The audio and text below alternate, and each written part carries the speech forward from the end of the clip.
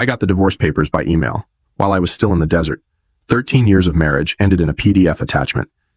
My name is Nathan, 42 years old, Staff Sergeant with the 82nd Airborne. I'd been in Kandahar for 4 months when Becky decided she was done waiting. The subject line read, "Let's be adults about this." The message itself was 3 sentences long. She'd already filed the paperwork. She'd already emptied our joint account. She'd already moved her new boyfriend Jeremy into our house in Spokane.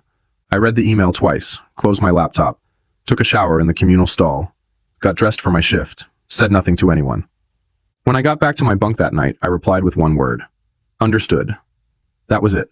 No argument, no begging, no threats. Wilson, my bunkmate, noticed something was off.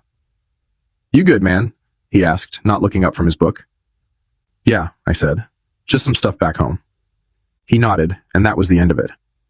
Military guys know when to leave things alone. Truth is, I wasn't surprised. 6 months before deployment, things had changed. Small things.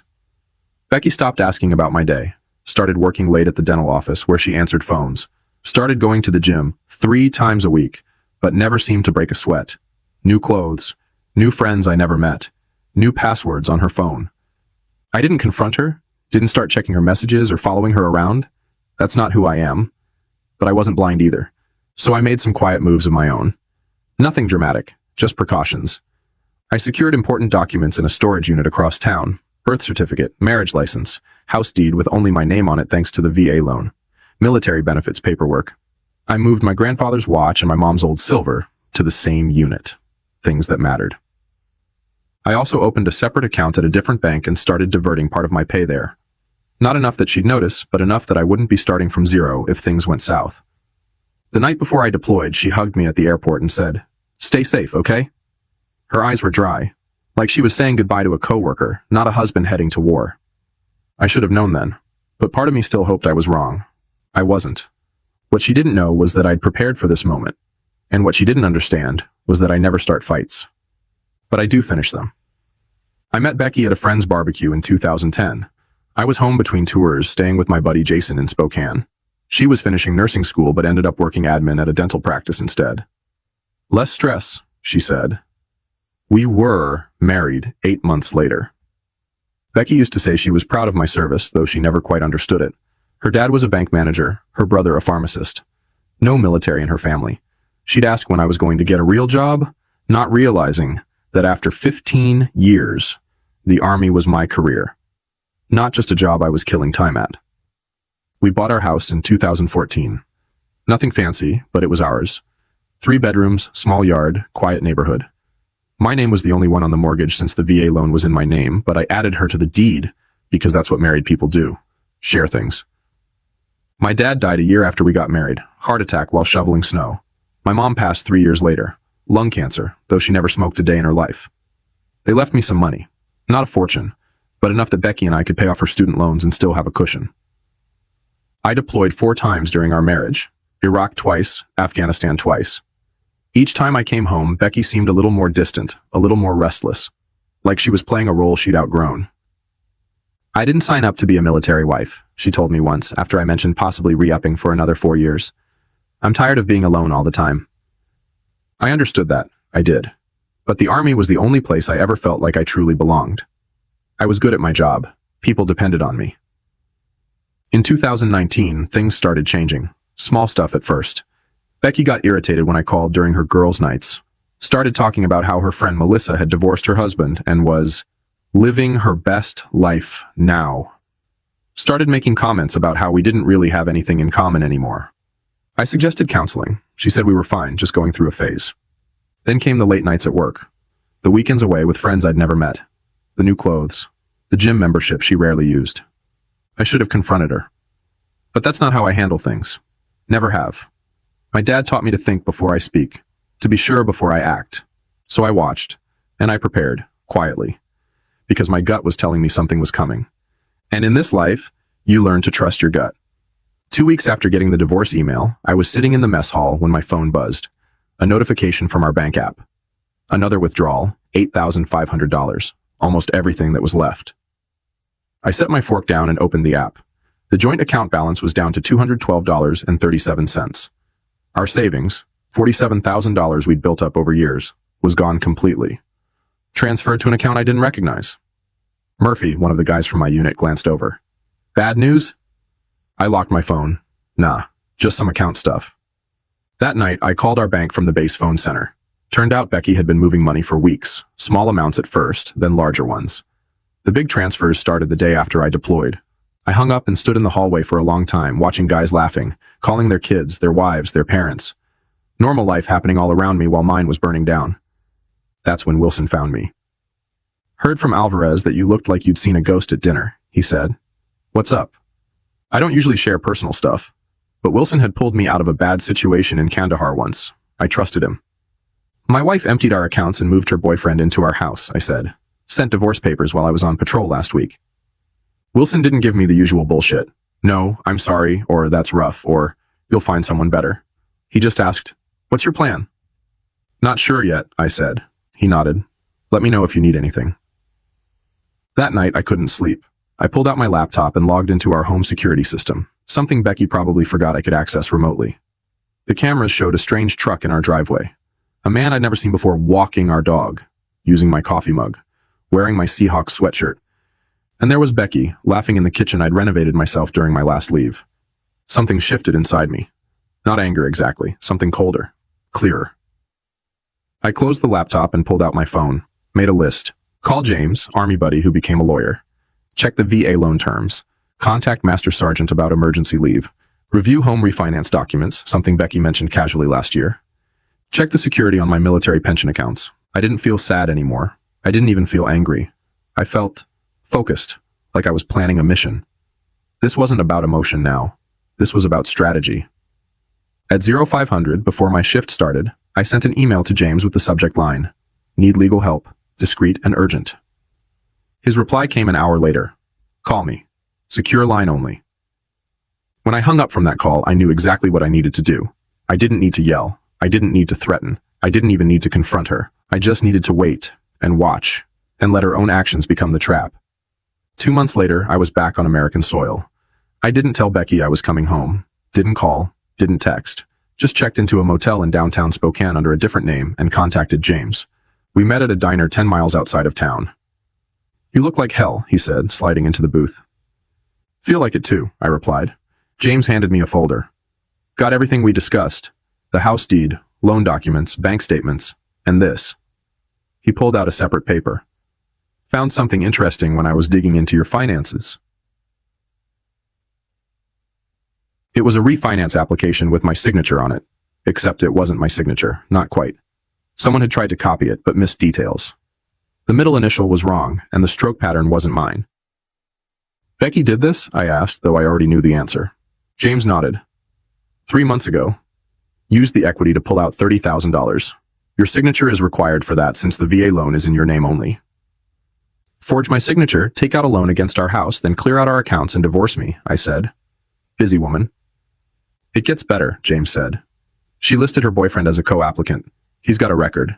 2 DUIs and a fraud charge from 2019. I took a deep breath. What are my options? Several, James said. But first, you need to decide what you want. I thought about it. I want what's legally mine, and I want her to understand consequences. James smiled. Then here's what we do.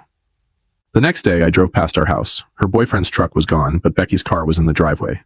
I parked down the street and watched for a while, thought about knocking on the door, confronting her. But that wasn't the plan. Instead, I drove to the bank, met with the loan officer who had processed the refinance, showed him my military ID, showed him the real signature on my driver's license, showed him the forged documents. His face went pale. I'll need to report this immediately. I understand, I said. I've already filed a police report. That night, I got a text from Becky. Who have you been talking to at the bank? Jeremy said someone was asking questions. I didn't respond. The next day, I went to the county clerk's office, filed paperwork contesting the refinance due to fraud, registered formal notice that no changes to the property could be made without my presence.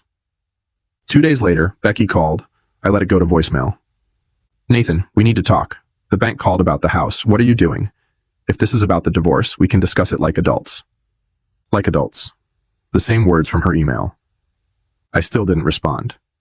James called that afternoon. They froze the refinance money, and there's more. Your wife's boyfriend has been driving your truck, right? The one in your name? Yeah. He got pulled over this morning, driving on a suspended license from those DUIs.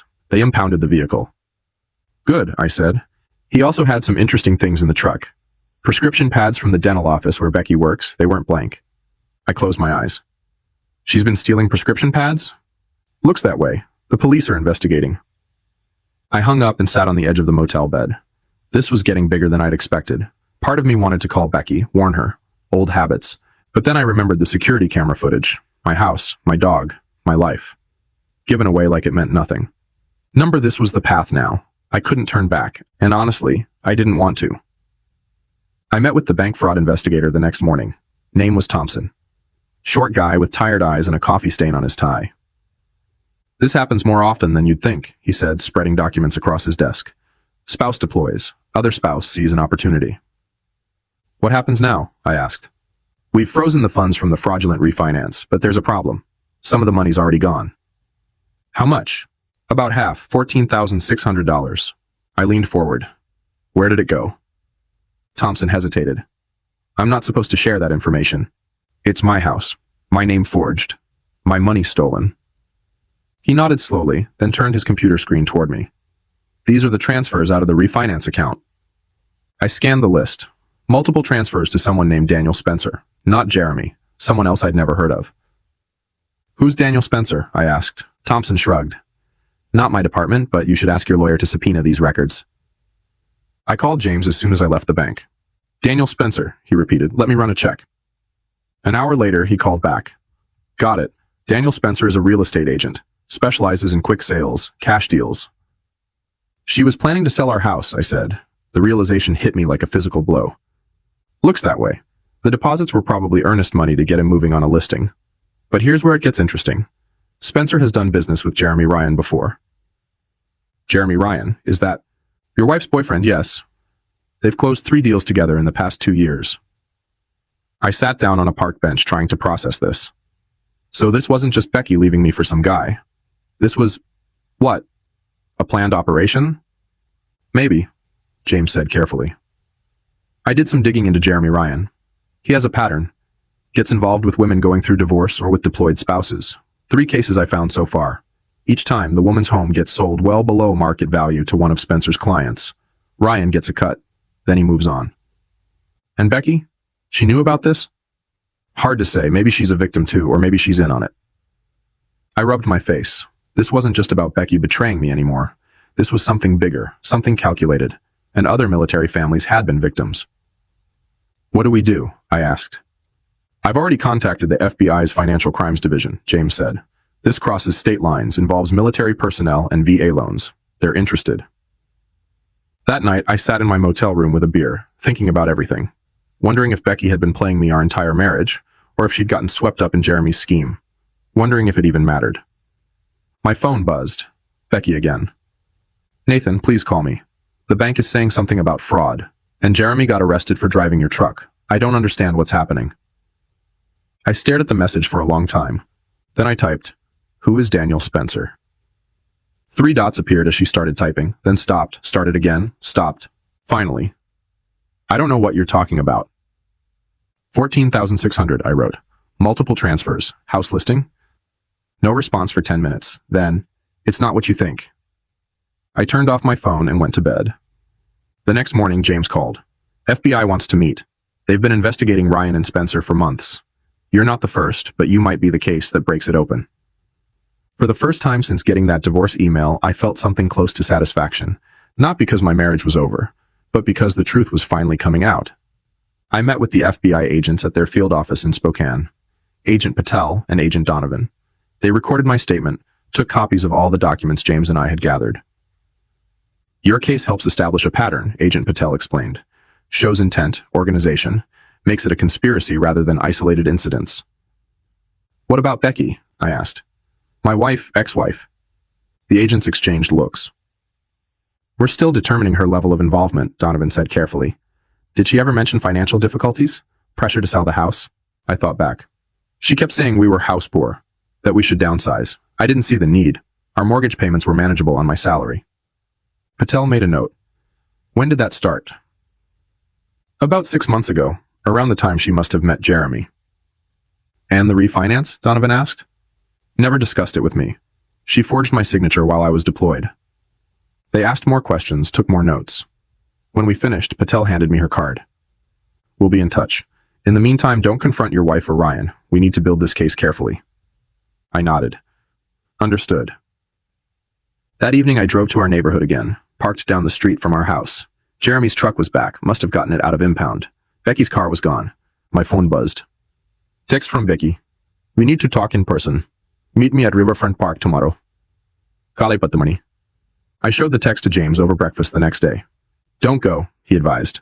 Nothing good can come from talking to her right now. I won't, I said, but I want to know what she's doing today while she thinks I'm meeting her. We drove to our house at 9:30 a.m., parked across the street. At 9:45, Becky came out, got in her car, and drove away, heading toward Riverfront Park. Now what? James asked. Now we wait, I said. 20 minutes later, a car pulled up. Real estate agent's logo on the door, Daniel Spencer. Jeremy came out to greet him. They talked in the driveway, then went inside. Should we follow them? James asked. I shook my head. No need. I installed security cameras last year, interior and exterior. They upload to cloud storage. James smiled. You didn't mention that before. Never came up, I said, pulling out my phone. I opened the security app and angled the screen so James could see. Spencer and Jeremy were in our living room. Spencer was taking photos. Jeremy was pointing at features of the house. I turned up the volume.